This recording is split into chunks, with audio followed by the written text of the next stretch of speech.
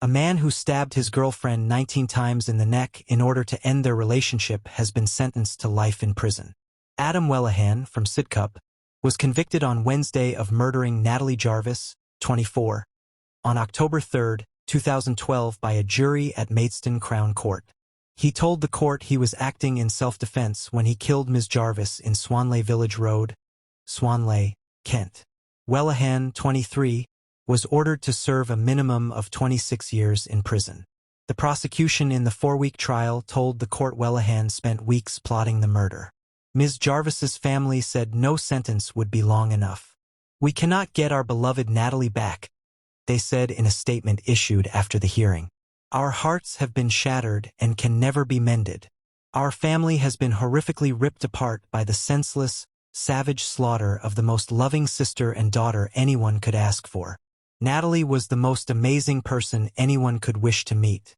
Her smile and laughter were infectious, and the love she had for life, and everyone in her life, was overwhelming." Wellahan's co-defendant in the trial, Thomas Fuller, 23, of Oakley Drive, Eltham, was cleared by the jury of murder. Kent police said Wellahan, of Rosebery Avenue, had driven to Swanley to meet Ms. Jarvis with Mr. Fuller in the boot of his car. After killing her, Wellahan returned to the car and told Mr. Fuller to drive away. Wellahan handed himself in at a police station 3.5 hours later. Ms. Jarvis was found at the side of the road bleeding from the head and neck and was declared dead at the scene. Det Insp Gavin Moss, of the Kent and Essex Serious Crime Directorate, said, "What has really struck me throughout the course of this investigation is the complete dignity the family have displayed, and I would like to publicly pay tribute to them and the strength that they have shown. A daughter and a sister was cruelly taken from them last October in such tragic circumstances. Yet they have assisted our investigation massively and helped us reach today's result. Natalie was a young, popular girl, with many happy years and experiences to look forward to with her family and friends. Adam Wellahan stole that from her. Wellahan is a young man, but will be spending the rest of his youth exactly where he deserves to be, in prison. He is expected to be sentenced at Maidstone Crown Court on Thursday." Speaking in 5 Stars Countdown to Murder, which airs tonight, Adele says, "I have to live with this rage, with not knowing why. She wanted me. I have to know what happened. She wanted me in the last moments of her life. She asked him, begged him. She said, 'I'm dying. Please ring my mom.' And he threw her phone away. I was the last thing on her mind. I would have done anything to be there to just hold her. To hold her. I could have helped her. I could have held her."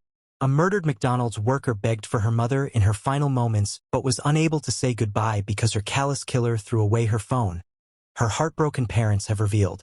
Natalie Jarvis, 23, was stabbed 20 times by her on-off boyfriend Adam Wellahan in 2012, after the BT apprentice was encouraged to kill her by his friends in a sick dare.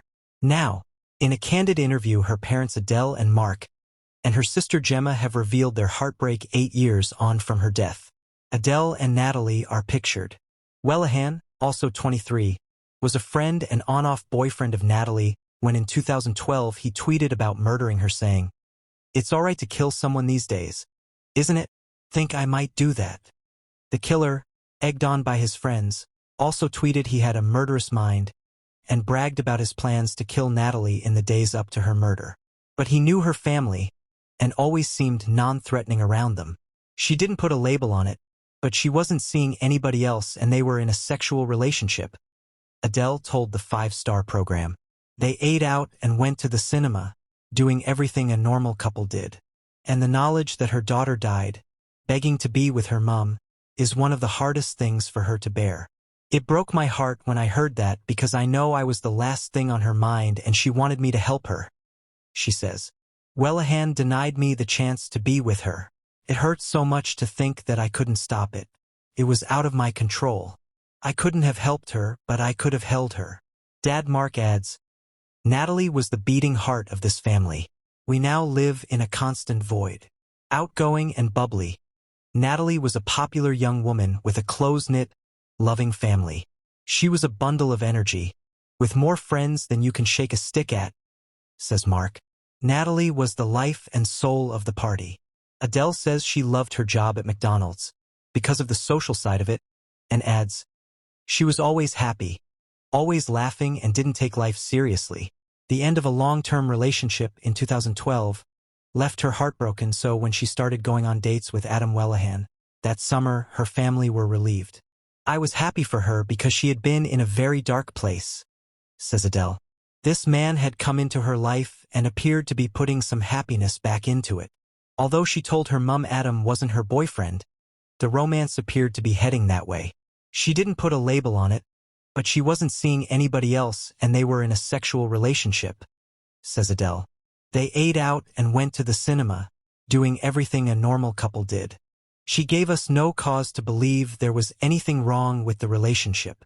But while Wellahan was attentive to her face, he was increasingly derogatory about Natalie to his friends, mocking her size and calling her JC, a cruel reference to comedian James Corden.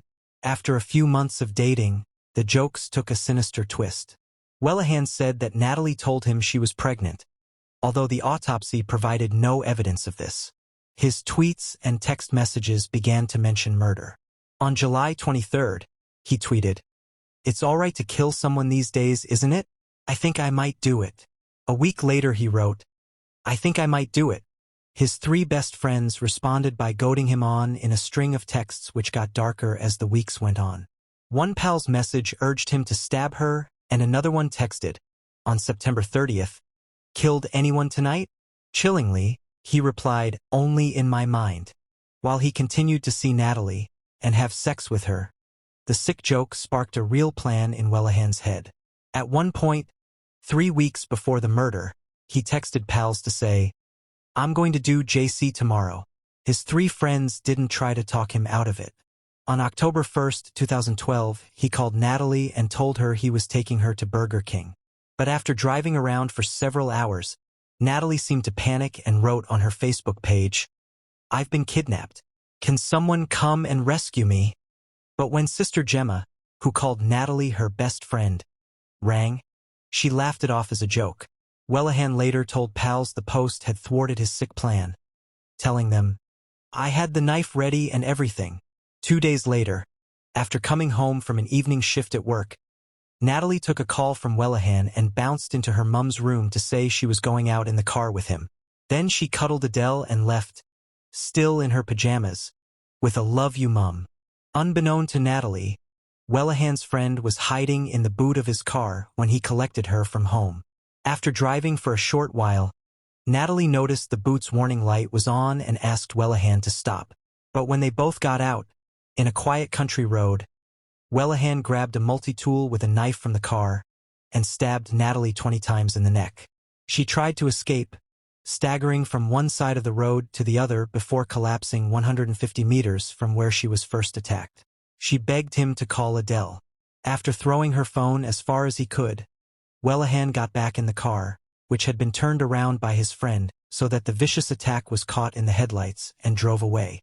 Although Natalie was found by passers-by a few minutes later, paramedics declared her dead at 11:30 p.m. "It was dark and raining that night," says Dad Mark. "She didn't stand a chance down there." After the murder, Wellahan met up with the rest of his mates and bought alcohol and cigars. He even joked about the murder, handing his pal blood-stained bank notes. But in the early hours of the morning, he walked into Bexley Heath police station, still covered in blood, and said, "I think I've killed someone." When Adele got up for work, at 6:20 a.m. the following day, she discovered Natalie hadn't come home. After calling Gemma and pals, she called the police and told them she was worried Natalie had been in an accident and couldn't be identified because she was in her pajamas. An hour later, a policeman turned up and told them, "We believe we've found your daughter's body." "Worst moment of my life," says Mark. "It just knocked the stuffing right out of me." Adele initially reacted with fury. "I screamed at him, 'How dare you come into my house and tell me my daughter's dead?' We didn't believe it. We didn't want to believe it. We were numb, praying it wasn't her." The heartbroken parents had to wait for 2 days before they could identify the body, a process that haunts them both today. "My brother-in-law says he will never forget my scream," says Adele. "We weren't allowed to touch her. We had to look at her through glass. But in the end, they let us in the room because we were so distraught and we were only allowed to kiss her face. I've always fought for my family, but I just couldn't do anything. I've never felt so worthless in all my life. Mark Jarvis. Mark adds, the pain was off the scale. Men like to think that they are hard as nails and can deal with anything. But when the curtain came back, I felt physically sick. I turned away and then I was on my hands and knees in the toilet, retching, and I could hear Adele's screams. I've always fought for my family, but I just couldn't do anything. I've never felt so worthless in all my life. To add to their pain, Wellahan claimed he acted in self-defense and pleaded not guilty. In the subsequent trial, he branded Natalie manipulative and falsely claimed she had been stalking and harassing him. But prosecutors revealed that the 1,200 texts and numerous calls between the pair over the 6 weeks before she died were equally split, and Wellahan picked Natalie up to take her out several times. When the texts between his pals emerged, it was clear that the murder was premeditated, and he even boasted about throwing away her phone in her dying minutes. All they could do was assassinate Natalie's character because Wellahan's defense lawyer had nothing to work with, says Mark. In April 2013, Wellahan was found guilty of murder and jailed for 26 years. His friend, who had been in the boot of the car, was acquitted of murder under the Joint Enterprise Act, which allows accomplices to be prosecuted. For Mark, Adele, and Gemma, there still remains a huge question over this senseless murder. Why did Wellahan choose to kill Natalie? We had a perfect little family and he wrecked it just like that. And for what? For nothing, says Adele. Jokes about Adam doing Natalie were flying around among Wellahan, Fuller, and another friend just over an hour before she was fatally stabbed. The court also heard. But Fuller dismissed the remarks made as they queued for food in McDonald's as nothing more than banter. I can't remember exactly what was said, but it was all taken with a pinch of salt, he explained. Everyone was laughing about it and nothing was taken seriously. I thought nothing of it. I just thought it was usual banter. Fuller claimed the first time his friend mentioned wanting to kill Natalie was when he told Fuller she was pregnant. He said he noticed Wellahan's personality had changed and he was down in the dumps. But Fuller told the court that although Wellahan had spoken on a number of occasions about killing Natalie, he did not take any of his remarks seriously. I have known Adam since I was 5 years old and I have never seen him violent. I just thought he was trying to act like a hardman. Fuller agreed with his barrister that his texts to Wellahan could be interpreted to suggest he was going along with the idea or offering encouragement. But when asked why he had not responded differently, Fuller explained, "Because I have known Adam for so long, this is the first incident he has come across like this, and I just never believed Adam would do this. I said to him, 'What's happened?' And he said, 'I didn't know my own strength. I pushed her into a bush.'" Thomas Fuller in evidence. Fuller himself had only met Natalie on one occasion about 6 weeks before her death. He told the court he could not recall whether he or Wellahan gave Natalie the nickname JC in reference to actor James Corden, but admitted he didn't feel proud about the way he spoke about her in text messages. Fuller also sent BlackBerry messages to another friend, Bridie McCann, while he was still in the car boot. They included one in which he stated, "He's done it. He's and done it." Asked by Mr. Higgs what he meant by the word "it," Fuller explained to the jury, "Stabbing Natalie, killing Natalie." Fuller also told the jury that Wellahan told another friend he had slit Natalie's throat within minutes of the stabbing. The pair met up with Matthew Woods in Sidcup after leaving the alleged murder scene. "I was shocked to hear what he had said, that he had slit Natalie's throat. Matt was just calm and it didn't seem to register with him. He didn't react to it." Asked how he himself reacted to Wellahan's remark, Fuller continued, "Because of the way Matt had reacted, I didn't know whether to believe it or not. Deep down I think I knew it had happened, but the way Matt was reacting it didn't seem true. Adam was just quiet. He wasn't behaving strangely, he was just really quiet. If you asked him a question, it would just be a one-word answer." Fuller eventually drove Wellahan to Bexley Heath Police Station in the early hours of the morning. Natalie was a normal woman living her life the way she should be, and he destroyed that. People like him don't realize the devastation they cause.